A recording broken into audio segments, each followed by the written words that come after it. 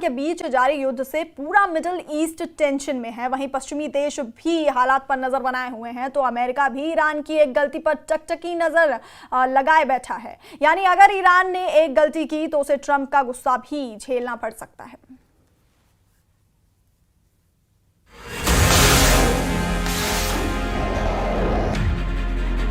Israel Iran घमासान के बीच Iraq से आई खबर ने कई खाड़ी देशों को दहला कर रख दिया है। इराक में अमेरिकी बेस पर हमला हुआ है। इराक में अमेरिकी एयर बेस पर हमला ड्रोन अटैक के जरिए किया गया। खबरों के मुताबिक इराक में अमेरिकी सैन्य अड्डे ऐन अल असद पर 3 ड्रोन दाग दिए गए। अमेरिकी अधिकारियों ने पुष्टि की कि सभी ड्रोन मार गिराए गए हैं। अमेरिकी एयरबेस पर हमले को नाकाम कर दिया गया, लेकिन हमले की जिम्मेदारी अब तक किसी ने नहीं ली है। मुमकिन है ईरान समर्थक शिया मिलिशिया लड़ाकों ने ड्रोन स्ट्राइक की हो, लेकिन ईरान कभी नहीं चाहेगा कि इस हमले के आरोप उस पर लगें, क्योंकि ट्रंप ने धमकी दे रखी है कि अगर अमेरिका का एक भी सैनिक खाड़ी में मारा गया तो वो पूरा ईरान जलाकर राख कर देंगे। ईरान पर इजराइल के हमले की तारीफ कर चुके ट्रंप इसी इंतजार में बैठे हैं कि ईरान कोई गलती करे और अमेरिका युद्ध में खुलकर सामने आ सके। हालांकि ट्रंप फिलहाल वेट एंड वॉच के मूड में हैं, क्योंकि इजराइल को अच्छी खासी कामयाबी मिल चुकी है। ईरान की सैन्य लीडरशिप में गिने चुने दुश्मन ही अब इजराइल के निशाने पर हैं। नेतन्याहू ने अब तक जिन दुश्मनों का सफाया किया और आगे किन लोगों का नंबर है, उन्हें भी आप जरा जान ही लीजिए।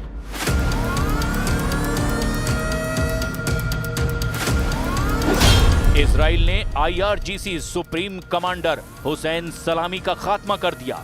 ईरान के सशस्त्र बलों के chief of staff Mohammad Bagheri को भी इजराइल ने मार डाला है।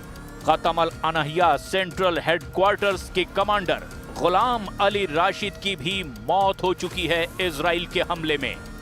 ईरान की ड्रोन फोर्स चीफ तहर हुर मारे जा चुके हैं। ईरान एयरफोर्स चीफ दाऊद शियान को इजराइल ने ढेर कर दिया है। ईरान की खुफिया एजेंसी के चीफ गुलाम अल मरहब को मार दिया गया है। IRGC के वायुसेना कमांडर आमिर अली हाजीजादे का सफाया हो चुका है। इनके बाद अब इजराइल के टॉप टारगेट पर ईरान आर्मी के कमांडर आमिर मूसवी, ईरान के नए commander major general Mohammad Pakpour, IRGS के कुद्स फोर्स के commander Ismail Qaani, IRGC commander Alireza तांगसीरी और खामनेई का रणनीतिक सलाहकार और ईरान की राष्ट्रीय सुरक्षा नीति का प्रमुख अली शमखानी भी है। नेतन्याहू ने पहले ही साफ कर रखा है कि ये युद्ध कब खत्म होगा। אנחנו פגענו במתקן ההמרה שהוא חיוני להשמשת פצצות גרעין. אנחנו פגענו גם בצוות המוביל של המדענים שמובילים את הפרויקטים האלה.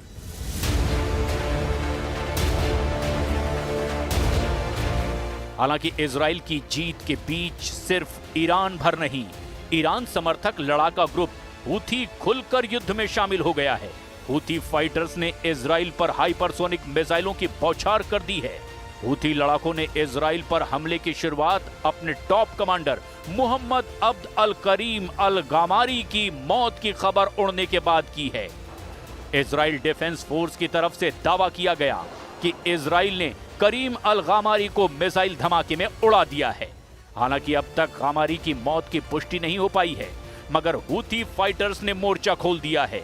उधर ईरान की तरफ से युद्ध समझौते की पेशकश भी की गई है।